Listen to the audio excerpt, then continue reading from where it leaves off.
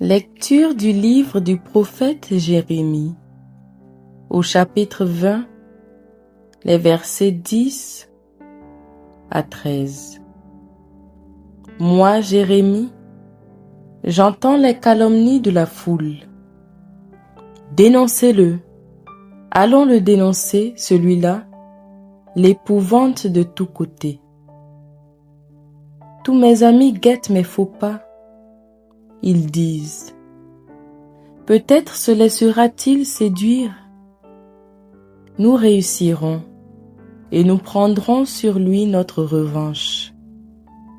Mais le Seigneur est avec moi, tel un guerrier redoutable.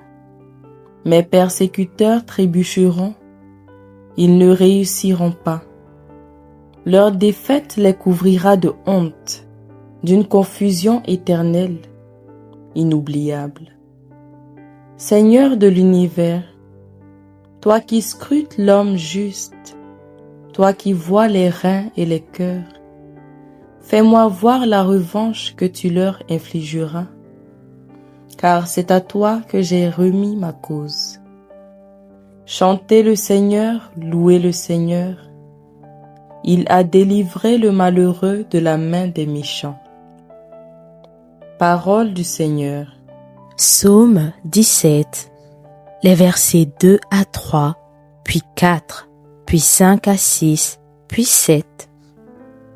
Dans mon angoisse, j'appelais le Seigneur. Il entend ma voix. Je t'aime, Seigneur, ma force. Seigneur, mon roc, ma forteresse. Dieu, mon libérateur, le rocher qui m'abrite. Mon bouclier, mon fort, mon arme de victoire. Louange à Dieu. Quand je fais appel au Seigneur, je suis sauvé de tous mes ennemis. Les liens de la mort m'entouraient. Le torrent fatal m'emportait. Des liens infernaux m'étreignaient.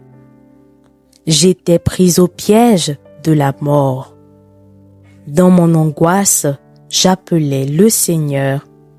Vers mon Dieu, je lançais un cri. De son temple, il entend ma voix. Mon cri parvient à ses oreilles. Dans mon angoisse, j'appelais le Seigneur. Il entend ma voix. Gloire à toi, Seigneur, Fils du Dieu vivant. Tes paroles, Seigneur, sont esprit et elles sont vie. Tu as les paroles de la vie éternelle. Gloire à toi, Seigneur, Fils du Dieu vivant. Évangile de Jésus-Christ selon Saint Jean, au chapitre 10, les versets 31 à 42. En ce temps-là, de nouveau, des Juifs prirent des pierres pour lapider Jésus. Celui-ci reprit la parole. J'ai multiplié sous vos yeux les œuvres bonnes qui viennent du Père. Pour laquelle de ces œuvres voulez-vous me lapider? Ils lui répondirent, ce n'est pas pour une œuvre bonne que nous voulons te lapider, mais c'est pour un blasphème. Tu n'es qu'un homme et tu te fais Dieu. Jésus leur répliqua, n'est-il pas écrit dans votre loi? J'ai dit vous êtes des dieux. Elle les appelle donc des dieux, ceux à qui la parole de Dieu s'adressait, et l'écriture ne peut pas être abolie. Or, celui que le Père a consacré et envoyé dans le monde, vous lui dites, tu blasphèmes, parce que j'ai dit, je suis le Fils de Dieu.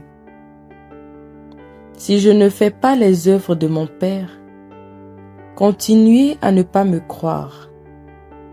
Mais si je l'ai fait, même si vous ne me croyez pas, croyez les œuvres. Ainsi vous reconnaîtrez, et de plus en plus, que le Père est en moi, et moi dans le Père. Eux cherchaient de nouveau à l'arrêter, mais il échappa à leurs mains. Il repartit de l'autre côté du Jourdain, à l'endroit où, au début, Jean baptisait, et il y demeura. Beaucoup vinrent à lui en déclarant: Jean n'a pas accompli de signe, mais tout ce que Jean a dit de celui-ci était vrai. Et là, beaucoup crurent en lui. Acclamons la parole de Dieu.